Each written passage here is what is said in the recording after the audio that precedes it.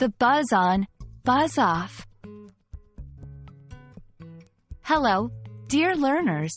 Today, we're diving into an interesting English phrase that you might have heard in movies, shows, or even in casual conversations. That phrase is, buzz off. Ever wondered what it means?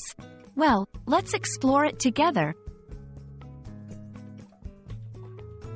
Buzz is a word that describes the noise made by bees, flies, or other insects. Imagine a bee flying close to your ear, making that distinct buzzing sound. Off is a direction away from something or someone. So, if you think about it, buzz and off together might make you think of a bee flying away.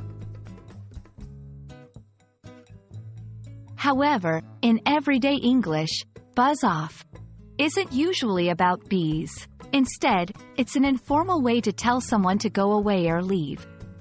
It's similar to saying, go away, or leave me alone. But here's a word of caution.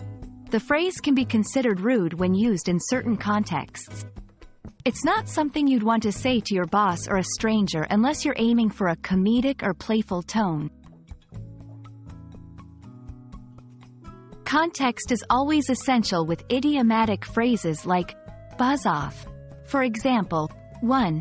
If a sibling is annoying you while you're trying to study, you might playfully say, buzz off, I'm trying to concentrate. 2. In a movie, if a character wants to dismiss someone in a somewhat humorous way, they might exclaim, buzz off. However, remember that if you say it with a stern face and serious tone, the person might take offense. So, always gauge the situation before using it. There are other phrases and words that convey a similar meaning. Here are a few. Go away, scram, beat it, shoo. So there you have it. Now you know what buzz off means and when to use it.